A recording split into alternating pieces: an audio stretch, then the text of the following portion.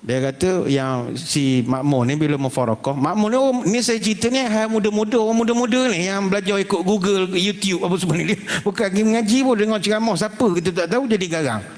Datang surau, kan sekarang PA system macam surau kita ni kan canggih PA system. Ini kalau baca tahiyat dengar makmum ni, at-tahiyatul barakatuh salawatut thayyibatut, kan dengar kan, assalamualaikum asyhadu an la ilaha illallah Allahumma shalli ala dengar Sayyidina Muhammad. Mufarakah 3-4 orang budak-budak muda. Habis semayang dia orang berhujah dengan imam. Tak sempat doa dia hujah. Imam ni bila ditanya, imam, kami dengar tadi imam baca Allahumma shalli ala Sayyidina Muhammad. Kenapa imam baca Sayyidina? Ada Nabi ajar baca Sayyidina. Dalam hadis ada disebut Sayyidina. Jawapan imam tu jawapan standard lah.